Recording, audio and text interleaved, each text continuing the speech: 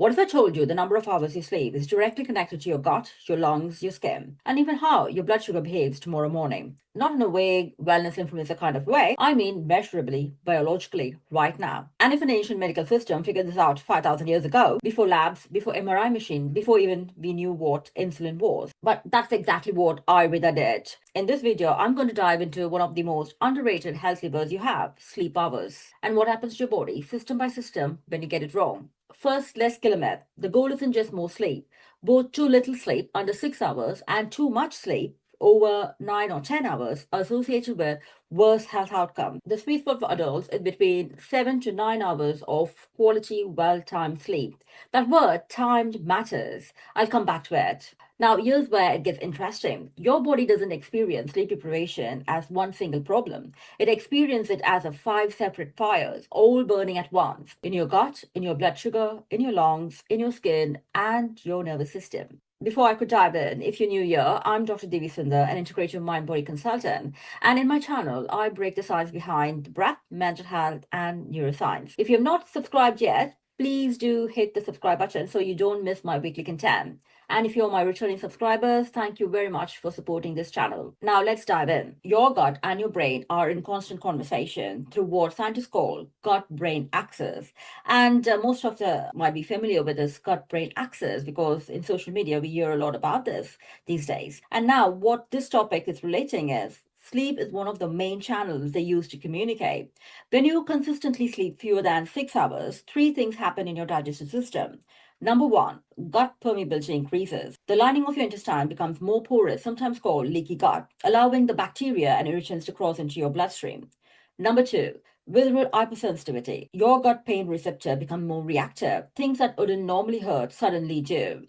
Number three, motility goes haywire. The rhythmic muscular contraction that move food through your digestive tract lose their timing. You get bloating, cramping, and unpredictable bowel habits. Sound familiar? That's IBS terrificum. Research shows that people with IBS report significantly worse symptoms after a poor night's sleep, and the relationship runs both ways. IBS disrupts sleep, and disrupted sleep worsens IBS, and it's a loop. Now, what does it say from Ayurveda on this? Ayurveda relates IBS to Vata imbalance. Vata governs all movement in the body, including your gut movement. When Vata is aggravated by irregular sleep, cold foods, or stress, it dries out the intestinal lining and creates exactly this pattern: gas, bloating, irregular digestion. Ayurveda fix involves grounding Vata with warm cooked food, regular sleep timing, and calming evening routines. Now, here's the statistics that stops me cold. Sleeping just 5 to 6 hours a night for 1 week can reduce insulin sensitivity by up to 25%. That means your cells become less responsive to insulin, the hormone that shuttles glucose out of your blood and into your tissues. Your hunger hormone ghrelin spikes, making you crave for sugar and refined carbs. Your appetite suppressing hormone leptin drops, and your body now running on a stress chemistry, pushing your blood glucose levels higher. Over time, this pattern, not just diets, not just genetics, is one of the key drivers for type 2 diabetes risk. And it works other way too. Poor blood sugar control disrupts your sleep, reducing the deep restorative slow brainwave your body needs the most. Ayurvedic term for diabetes mellitus is madhumeha, meaning honey like urine, for millennia. It is linked to Kapha and Pitta imbalance, excess sluggishness, and internal heat. The wisdom here is about timing. Eating your largest meal at the midday between 12 to 2 p.m., when the digestive fire, the Agni, is the strongest. Avoiding heavy food at night and using herbs like turmeric, fenugreek, and bitter melon to support glucose metabolism. Most people think respiration and sleep are unrelated unless you or someone you love snores. But the connection goes deeper. Sleep apnea, where breathing repeatedly stops during sleep, affects estimated 1 billion people worldwide. It's not just a snoring problem. Each apnea episode drops oxygen levels, spikes cortisol, and fragments sleep so severely that even 8 hours in bed can feel like 4 hours. Beyond apnea, chronic sleep deprivation promotes systemic inflammation, and inflammation is the primary driver of asthma flares, bronchial hypersensitivity, and even reduced lung capacity over time. Your respiratory muscle also recover and recalibrate during deep sleep. Cut that recovery short and your breathing becomes shallower and less efficient. Breathing sits at the heart of Ayurvedic practice. The life force, prana, travels through breath. Vata imbalance dries and constricts the airways, and Kapha creates excess mucus and congestion. The prescription, pranayama, structured breathing practices, both before sleep and upon waking. Nadi Shodhana, alternate nostril breathing, specifically used to balance the nervous system and clear respiratory channels. And the prescription is about for 10 minutes. The research on its effects on anxiety and sleep onset is surprisingly solid. Now let's look into an important organ in our body, your skin. Your skin is doing the most important work right now if you're sleeping. Between 11 p.m. and 3 a.m., growth hormone secretion peaks. Growth hormones signal fibroblasts to produce collagen, the protein that keeps skin firm, elastic, and intact.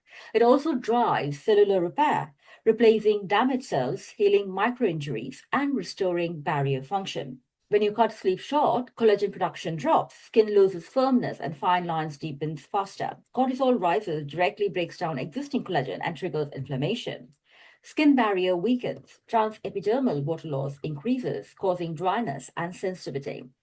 Acne worsens. Inflammation plus elevated androgens from stress hormones creates a lot of breakouts in your skin. One study found that just 2 nights of poor sleep made participants appear measurably less attractive, less healthy, and more tired to external observers. Our bodies know. So, what's the take of Ayurveda on our skin? Pitta governs skin. When Pitta flares from heat, stress, irregular sleep, spicy food, it manifests as rashes, acne, redness, and inflammation. Vata imbalance dries the skin.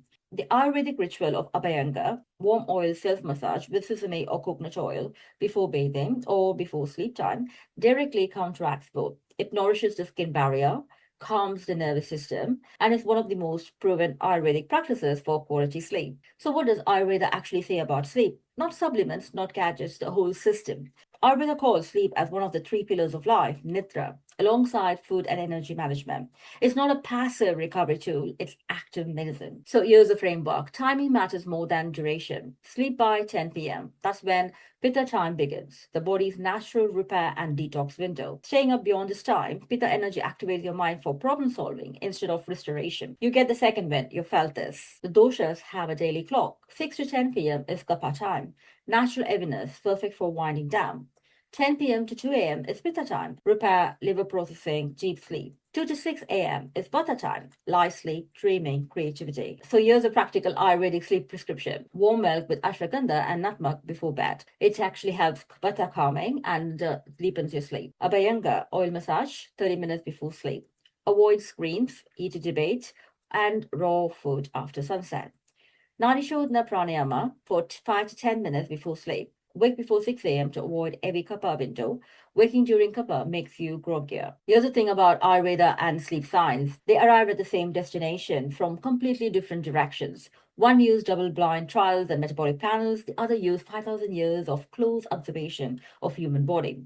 Both are saying the hours matter, the timing matters, and what happens while your sleep isn't passive is some of the most important work your body does all day. You don't have to overhaul everything tonight. Pick one thing. Sleep 30 minutes earlier, try warm milk, do 5 minutes of breathing before bed. Your gut, your blood sugar, your lungs, your skin, and your nervous system will notice. If this video gave you something useful, I would love a like. It genuinely helps this channel grow. Drop in the comments what's your dosha or your septic. Those conversations are my favorite. See you next time.